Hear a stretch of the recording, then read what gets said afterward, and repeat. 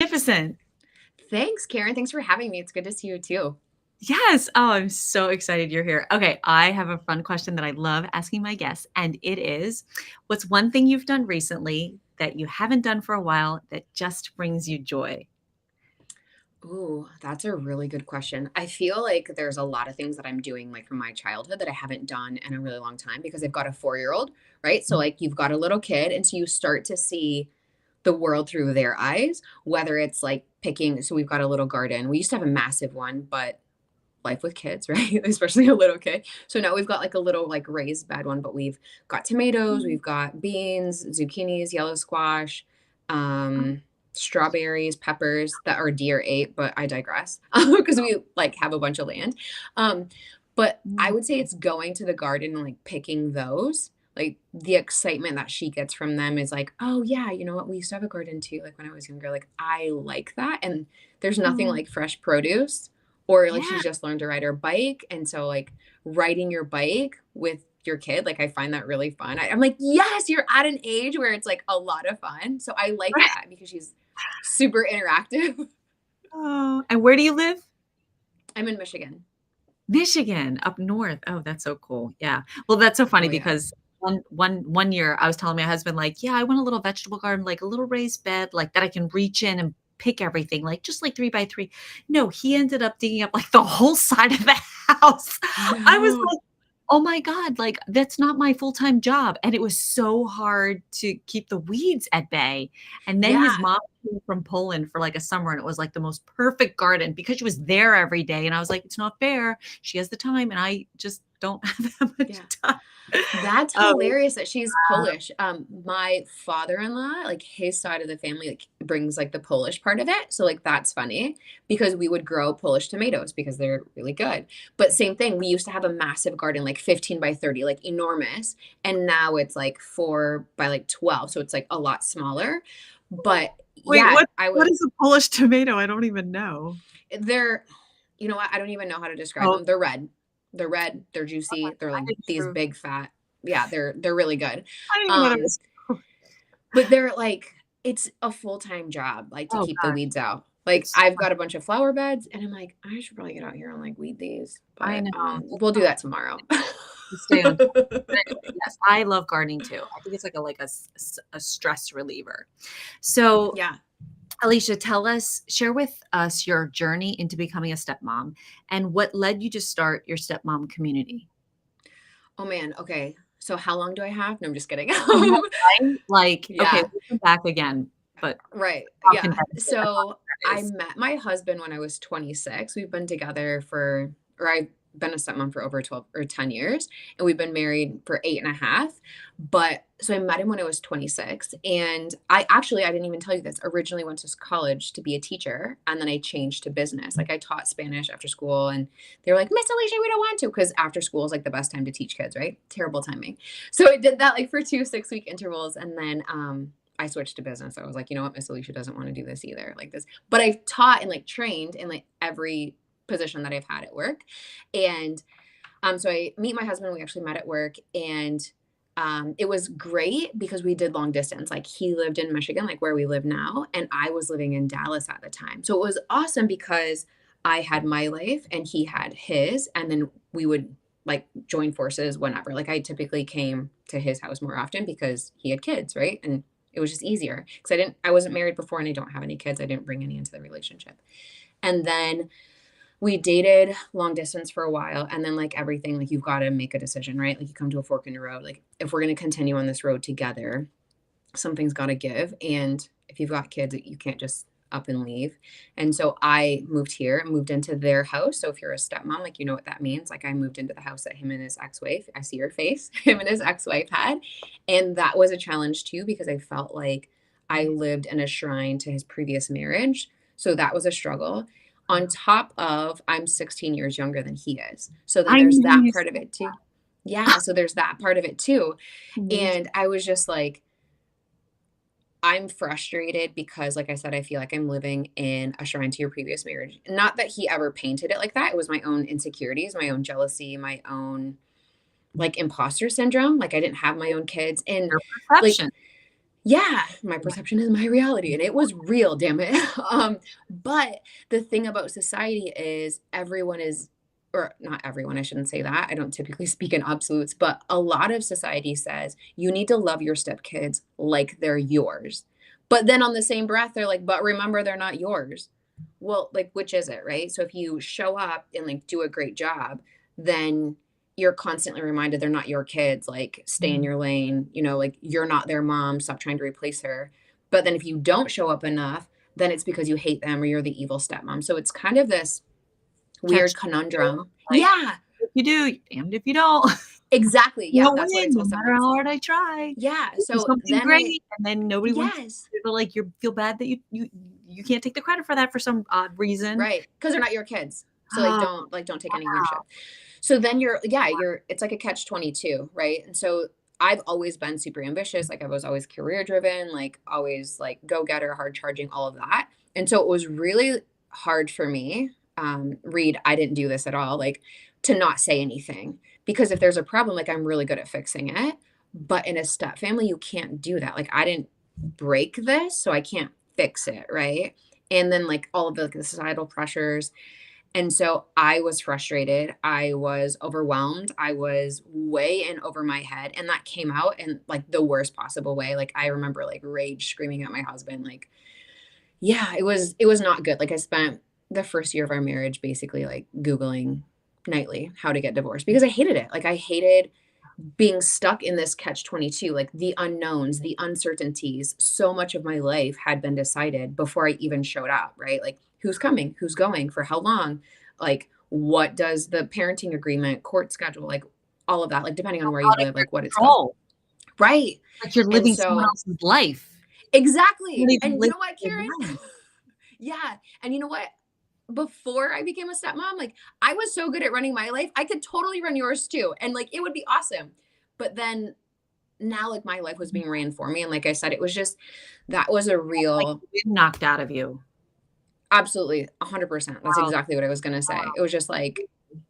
a complete disaster. So that's why I was Googling how to get divorced. And to be 100% honest with you, like we've got a great relationship with the other house. When my stepkids, when I met them, they were, yeah, I well, love you put that. because she's remarried too. So, right. That's Yeah. But funny. yeah, That's great. because without pointing fingers, because people are like the ex or the bio mom. I don't ever say bio mom. Like I just say the mom because that's what she is, the mom. That's great. Um, but we have a really good relationship. My stepkids were 8 and 11 when I met them. They're now 19 and 22. So I'm an empty nester as far as like stepkids go. And which is kind of like a weird thing, even though we've got a 4-year-old daughter. So we've got like an age gap with the kids too. And all of the things. But I became a coach because and like started my community because I felt like I finally made it to the other side. I felt like, okay, I know what these stressors are going to be. Like Mhm. everything in life is cyclical, right? Like you're going to keep having the same situations or having the same stressors until you learn that lesson from it. Mhm. And so I started to like take notes and be like, this keeps coming up. But what I realized was way too late in the game. I realized that I was fighting fire with fire. Like when that stressor would come up, I kept doing the same thing over and over again. So if nothing changes, right? And what I learned in marriage counseling when I was like, we have to get marriage counseling or we need to reconsider this. What I learned from our counselor was our therapist, our helper, like our like godsend of a lady. Saver. Yeah, exactly, like marriage saver for sure. But she would say like whatever your stressor is, like take a sheet of paper, make 4 columns. And your first column, I want you to write out what your stressor is or what's bothering you or what's triggering you, what the problem is. Like that's column number 1. Column number 2 is how are you reacting? Because that's what I was doing. I wasn't responding, I was reacting. It would just be like, "Rawr!" Right? So how are you responding in column number 2? And then column number 3 was why is that not working? Which was like a game changer for me because of course I was doing it, of course I was right, and of course it was working, right? I didn't bring any problems to this marriage, like I didn't bring any baggage. I was fine Little before. did it was perfectly fine before. Yeah, like little do you know, right? That like you come with your own baggage. You don't have to be married and have kids like to bring your own baggage. Everyone's got like everything. I Like mean, there's something. And then column number 4 was, what is our new response going to be? So we're not reacting. It's going to be a thought out thing that you're going to do.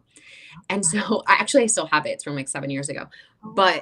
but now I've folded it. So now I only see like stressors or triggers and like my response. I don't even use it anymore, but I have it because it kind of makes me laugh now, like going back and like looking at the things that I had written down. I'm like, that is so dumb. But it slows down like the process of what you're going to do when something happens, right? And because there are so many uncertainties, there are so many unknowns when it comes to being a stepmom, but there are certain big things that are going to keep happening and you can't keep reacting the same way. And I felt like I had that like under control for the most part. Like, let's be honest, like I'm still human.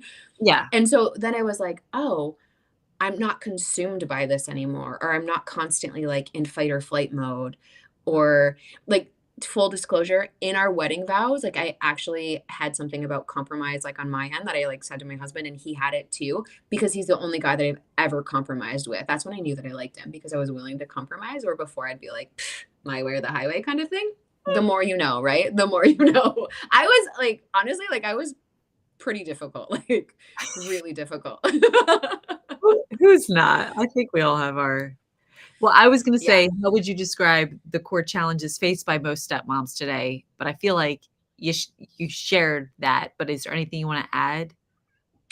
Um, a lot of the challenges are like last minute schedule changes. Like we talked about, like so much of your life is already dictated, has already been dictated, is controlled. Like, run by that, not The your powers that be, yeah, right? Like a legally binding document.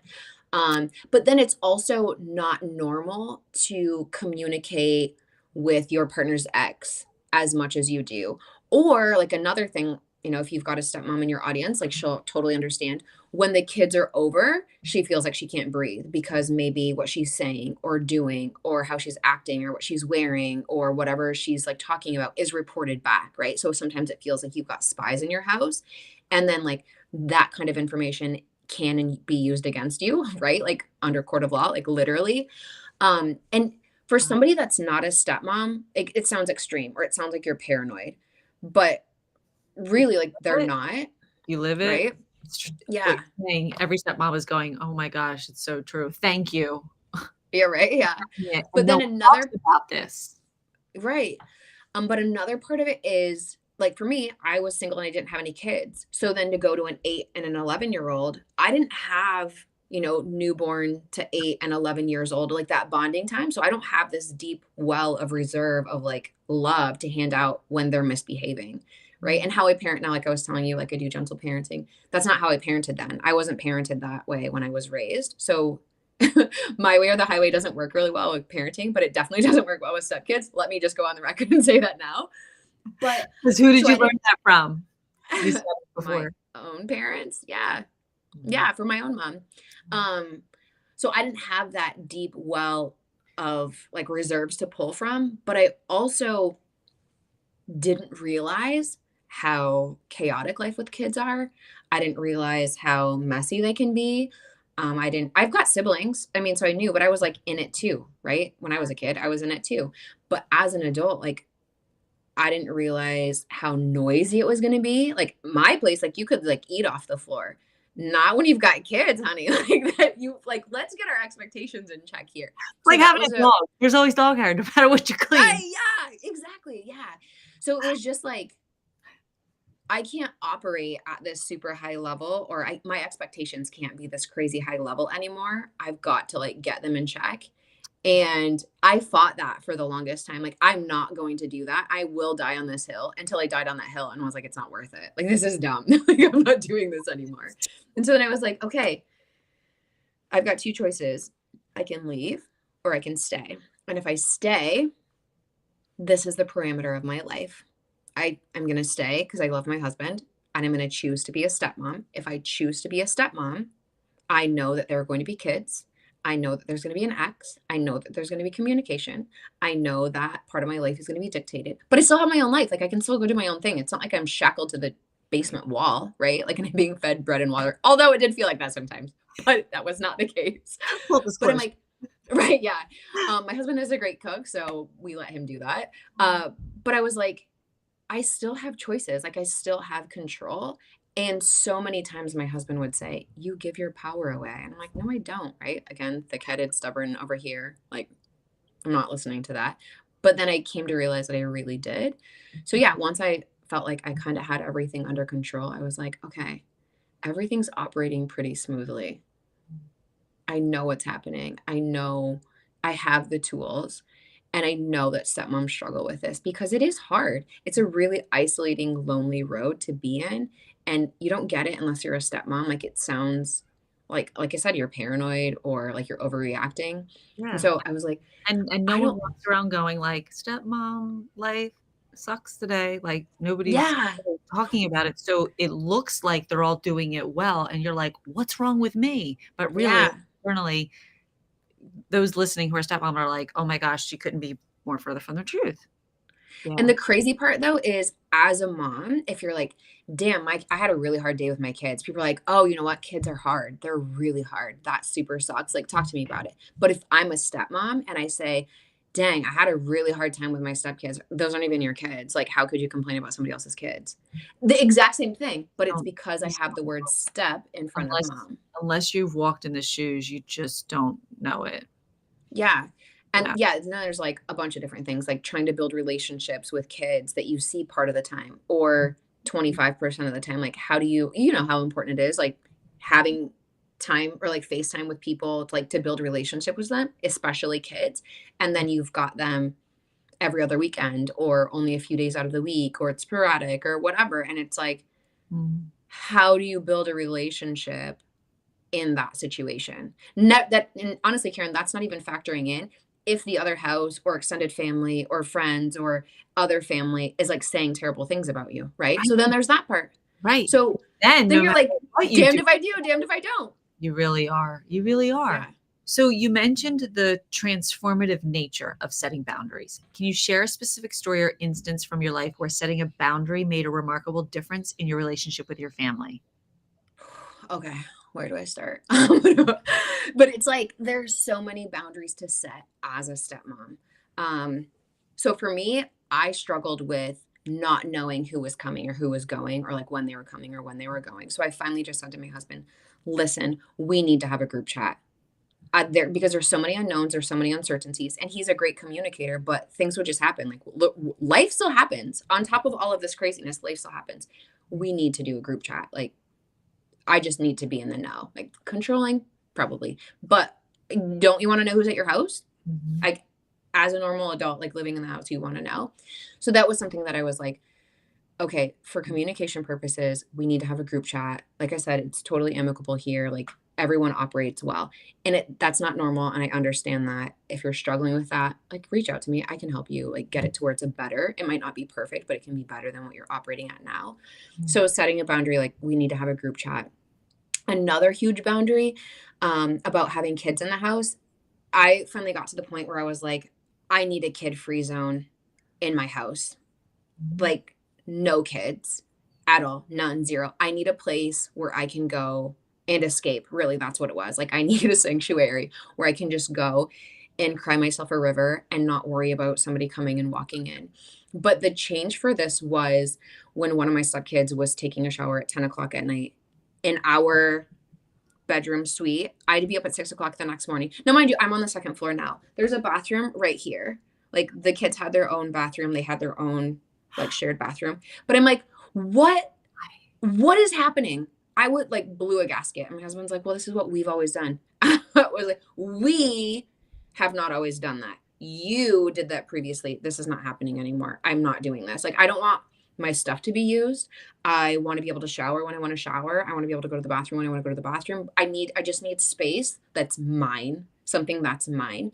And that again, that sounds extreme if you're not a stepmom, but I promise you, if you're a stepmom, you're like, I get it. I just need to escape or like to be able to And go and like sneak know away. Yeah. something that I can control that won't You could be just be like, interrupted. please don't talk to me. Please don't talk to me. Yeah. Wow.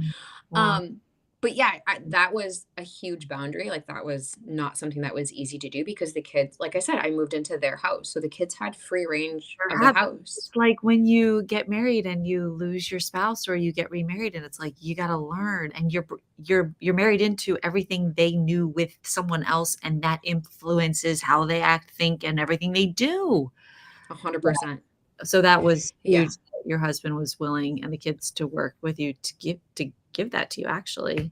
To ch Yeah. And it, like, what I was really extreme about it, like, at that time in my relationship, I was very black and white. Now there's a lot of gray area that I'm willing to, like, let in, but I was absolutely not. Like, it was like, Yeah. "Absolutely not. Can you come in here without asking?" Yeah. And then it changed, like, my dynamic with the kids changed. They were like, our relationship was just different, so they would come in and out, more so my stepson and my stepdaughter, because he eventually moved in full time. But things just changed. Everyone settled into their role. And I would say, as far as like stepmoms go, like give yourself the space, grace, and time to just be in your role. Like that's the three that I'm like, give yourself some space, like from whatever stressor is coming up or whatever situation you've currently got. Give yourself some space away from it. Like you don't need to respond right now, right away, because if it's happening right now, you're going to get an emotional response that's coming out of you, handshaking, like you're nervous, you're frustrated, like you want to throw your phone across the room, like whatever it is, give yourself some space away from it. Talk to a friend, talk to somebody about it, and then give yourself some grace. If you had a girlfriend or one of your friends come to you and say, "Hey, this is what I'm dealing with," what would you say to them? And then look in the mirror and say those things to you. And then give yourself some time because more chances than not, this is the first time that you've ever been a stepmom. And there's no guidebook, there's no handbook, there's no rules, there's no like, here's how you do it, right? Because every situation is different.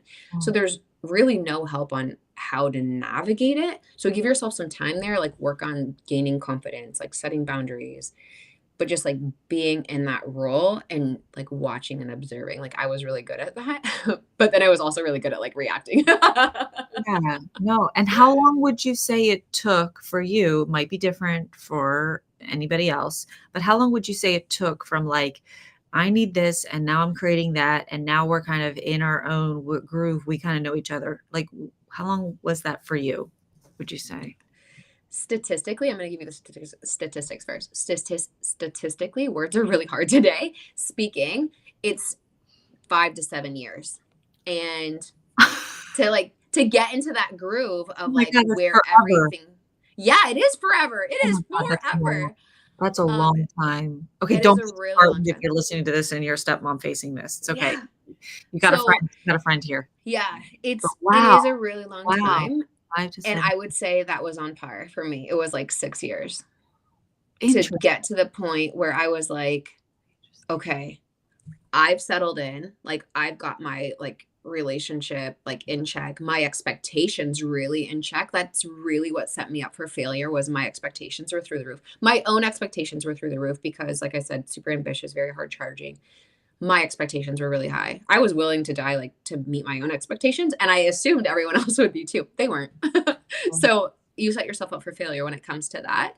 So what is But your advice to stepmoms when it comes to their expectations? What do you to lower them, to not have them at all, which is really hard, right? And to not take things personally. that's With teenagers, they you naturally have to be start to, so strong in your own oh self-love, my right? gosh. And I'm just Yeah. assuming, right? Hmm.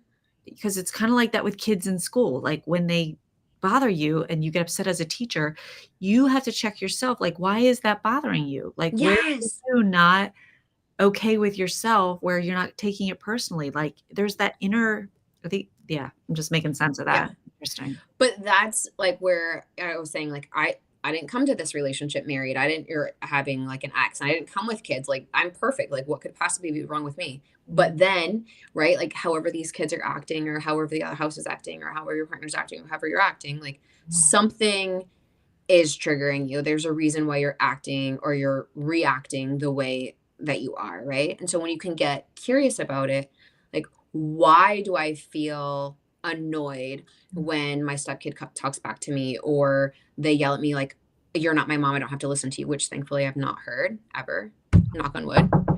But um that situation, like if you can just, or like any situation that you have, if you can just be like, okay, what is the underlying cause here? Because you don't want to treat the symptom, you want to treat the problem. You know, like Yes. when you go, I Get just to the use this root of it. analogy. Yeah, go ahead. What's I Get just to use the this root of analogy. it. Yeah, exactly. That's a perfect segue. I just used this analogy on a podcast the other day. And, you know, since we garden, when you pull weeds, if you just pull like the top part of it and the root is still there, it's coming back. Like, and I'm the crazy person that's like got the weed that I'm like, I'm actually pulling the roots out too. Like, that's my style. Getting my shovel and I'm getting to the bottom of Yeah, it. yeah. I like dandelions are my thing. And so I've got like the little like thing to like get the roots out because those roots can be so thick, right? But it's just going to keep coming back. So same Yeah. thing with like your triggers or what bothers you. If you can get to the root of like, okay, what is this bringing up for me? So like, you're not my mom. I don't have to listen to you. Maybe it's the imposter syndrome that's coming up. Like, oh yeah, I'm not really a mom. Mhm. So like you're shining light on that. And you know, like being a principal, like kids have like a magnifying glass for like your faults or like things that bother you. Like they just shine, like they're like bing, like they get it. Like they just like there's what's happening. You know what I mean? Yes. And what I learned in my life coaching is asking people and reflecting, because I did this work on myself first, Mm-hmm. which was revolutionizing, like, I needed it. I had hit a rock bottom where I was like, "Something has to change to be different," because I was just struggling in so many levels and areas. And it's the question of where I'm being triggered, asking myself, "Where do I do that same thing to myself or someone else?" Yes. That was, like, mind-blowing for me because perception is projection, and whatever you're projecting on someone is just a perception of what you think somehow in your own self, and that is, like, a little scary, Mm-hmm. like, get really brutally honest with that, but also Mm-hmm. incredibly life-changing, and I believe that's what gets to the root of, like, what you were saying. Yeah. And that's what I see too. Like that's same thing, like where my change came in because I was perfect. I didn't have any faults until I looked in the mirror and couldn't unsee them, right? Mhm. But having that conversation with yourself and sitting with the mirror or like sitting with your thoughts or dissecting things, you know, like that chart of like slowing down, like, okay, flipping out and rage screaming. Well, shockingly, that doesn't work. Well, why doesn't it work? Because it sets off a chain reaction of whatever happens at your house, right? But what is a better way to do that? And it slows that thought process down to like, okay, maybe your reactions aren't great. Do I want to hear that? Of course I don't. Do I want to hear? Does anyone want to hear that what you're doing actually isn't helping the situation? And And I'll add to that, you're doing the best you know how, and that moment, exactly. like, you're Hmm. showing up with every resource and I really believe that about everybody, and that's a game changer too. Yep. So, like you said, we have to learn something different because you're showing up with every resource you know how, but it's not working, so then what? Right. So when you know better, you do better, right? And so if you can say, if you can objectively look at your own things and say, that wasn't my best work. I did not show up in the best way. If I was in the person that I was talking to, if I was in their position, would I have liked my reaction? Absolutely not. So what do you think I should do next time? And then it goes back into like that collaborative part, like the positive collaborative thing. And like, what does that look like? And Yes. here's what I say to stepmoms, especially when they're talking to the partners about whatever the latest stressor is, because God knows that there's a million of them. And I am right there with you. Like I had a litany of them. And I got to the point where I just said to him, to my husband, okay, we need to like set up a meeting. So every Friday, every other Friday was what we ended up going to because it wasn't that bad. And then now we don't ever do it. But we'll just go with every other Friday at 11 o'clock, we would meet on our couch in our living room. Sometimes it'd be coffee, sometimes it'd be water, sometimes I was wishing I had a stiff drink. And I would have a list of, we would just do like a check in. And for me, I would like this list of like, these are all the things that I'm going to tell him about because I'm so pissed about all of these things. And then an hour before, like the night before, like I would go over my list. And so many of them I would just cross out. Like, really isn't that important anymore. This isn't that important anymore. So, like, how long does something really matter, right? Like sometimes it's not going to matter in 5 minutes. Sometimes it's not going to matter in 5 months. Sometimes it's not going to matter in 5 years. And like getting that reality in, but then not having to have a reaction every single time that something happens. And so when I would get to those meetings, sometimes I knew, like, I know that this one is going to piss him off. I know that this one is going to hurt his feelings. And it doesn't matter how you say it, it's still going to hurt somebody's feelings, right? Like, you could say it the nicest way and it's still going to hurt somebody's feelings. So sometimes I would just say, and this is something that I recommend to stepmoms that I coach, is if you know that it's going to hurt their feelings, sometimes try this. I don't need you to fix this. I don't need you to do anything about this right now, but I just need you to understand where I'm coming from, or I just need you to hear me. I don't need a response. I just need to tell you. I don't respond, because then you get into like a he said, she said, and like a pissing match, right? Yeah. And so I just need you to hear my perspective. Wow. And then sometimes they can go away and like chew on it themselves and then can be like, oh, I can see what's happening, to go back and talked about your projection, right? So if I'm coming at you, and parenting is weird no matter what. If I were to say something about your parenting wrong, like if I was like, "Oh, you have great parenting style, I like it because whatever." You're like, "Yeah, thanks." But if I come to you as a friend and say, "You probably didn't handle that really well." You're probably going to have your backup. Mhm. Same thing with your partner. Parenting is just weird. People are like, "Meow," right? Like for whatever reason, like it's Same a thing with personal attack. it's the same thing with teachers. Yeah, it's a personal attack, and it's not Amazing. really, depending on how No, you not say it, right? exactly. Yes. You can catch more bees with honey than vinegar, Yeah. right? That's what my husband would say to me. Yeah. He used to say to me all the time, and I'm like, "I don't care." Learn He would so like, much. "You should work on being more diplomatic," and I'm like, "Why? Everyone knows where they stand," and he's like, "And that's the problem." I'm like, "Well, they know where they stand." I'm better at it now, I'm better Yeah. at it now.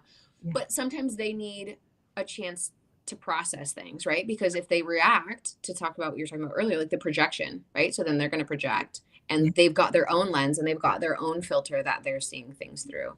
And again, it goes back to that space, time, and grace of like just being in your role, and not having kids, like coming into being a stepmom and not having kids was really hard because Mhm. I didn't have lowered expectations. Like I had really high expectations and I didn't realize what it was going to be like. It's like if you don't have kids and you go with your friend that's got like me, like I've got a 4-year-old, and you're like, we're going to go, downtown, and we're going to like hit the museums. We're going to do all these things. And we've got like 100 things we're going to do.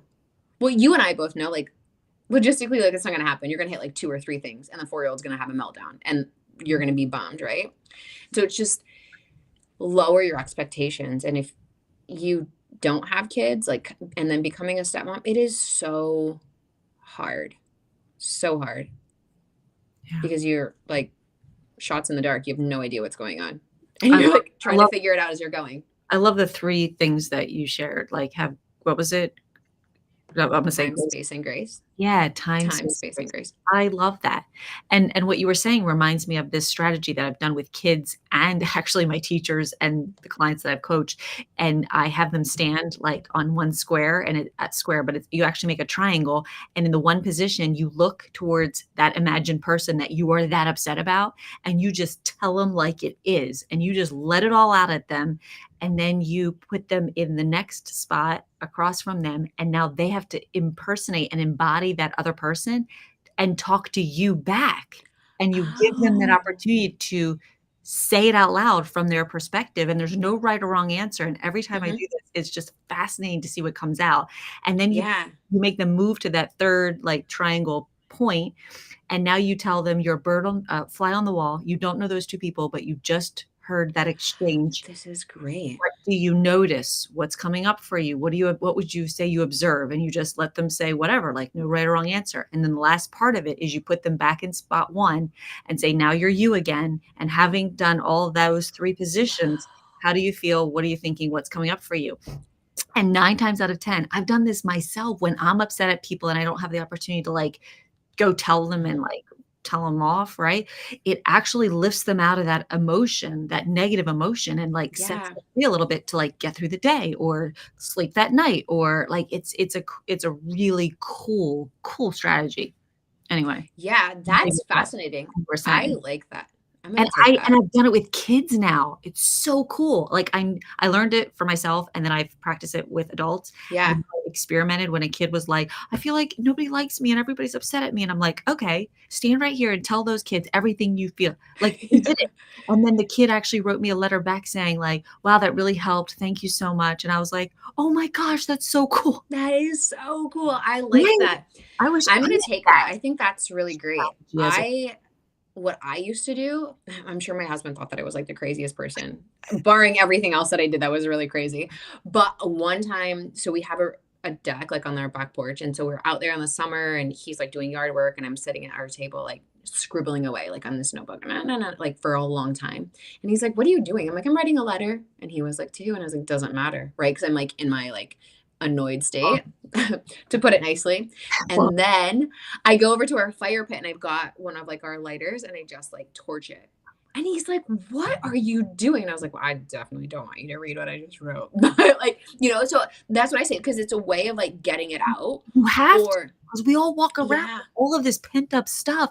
And eventually, over time, it's going to create a dis-ease in your body. And that's a whole other podcast. yeah. And then it's And coming out. no, we're not doing like let's stay functional because we're not going to live dysfunctionally to then create dis-ease in our body. And too many people are walking around with that stuff right now. And Yeah. oh, anyway. In my community, people typically get like emails, like there's a lot of communication like via email, right? For like a paper trail, like God forbid they should have to go Yeah. like back to court or whatever. Same thing with text messages. So I always say to them, type out what, kind of like you said, like type out what you want to say. Don't, God, please don't send it. Or like type out that email that you want to say. Get it out of Yeah, yourself. You just to you get it out. really need that. Yes. Hmm. Oh my gosh. And then Yeah. once you do that, then you can go back, take the emotion out of it, right? Because you're like, "Whew, yeah, I'm so happy that I got to tell you exactly what I thought," right? Yes. Please don't hit send. Please don't hit send. Please don't hit send. And then you can go back, whether it's right then or if you come back in an hour or the next day and rewrite it. So good. Or I'm like, if like let's say that the stepmom is not communicating with the other house, it's their partner that's communicating with the other house. If you see the text, if your partner's like, "Hey, look at this text that we just got," or "Look at this email that we just got," I'm like, you can text me, like send me a message on Instagram or send me an email and be like, "Oh my gosh, guess what? Here is what just happened. Here's what I want to say to her." I will read it and we will laugh together about it. But Mhm. we are not sending that, right? And then another thing that I've had someone do is they will set up an email account with their partner. And so it's one email that they come up with together. Let's say, like for us, it could be like the Carrasco family. We didn't do this, but I had heard about it. And I'm like, that's actually really brilliant. So let's say that you and we are in on this email together just to make it easy for your audience to understand. You have half of the password for this email account, I have the other half. No one can access that email account without both of us together. So we both have to be in a good spot to open these emails and read whatever it is that we've gotten. If that makes sense. Like communication wise with the other house. So you're just like, all of the emails come to this account. We do them together when we have a chance to do it, right? Because what you don't want to be doing is in the middle of drop off, you're waiting for your kid to unbuckle and you're just like scrolling your email, bam, there you've got a bomb like sitting in there, right? Like, and then so now your day is ruined, but it's you go in at a time when you have the capacity to do it. That's really good because you're right, so many things, and in a low moment, it could be even worse, and you're not Hmm. thinking in that right space and right thinking to handle it and have the capacity to handle that. All right, Alicia, we are, a little bit out of time because this I'm was so so sorry. good. Halfway through the questions. This was awesome. Okay. So I will We can do definitely it have you again. on, but this was amazing. Perfect. And I cannot wait to hear the comments from parents who are listening and listen to this and just find such a resource in what you're saying with us today. So, how can someone find and follow you?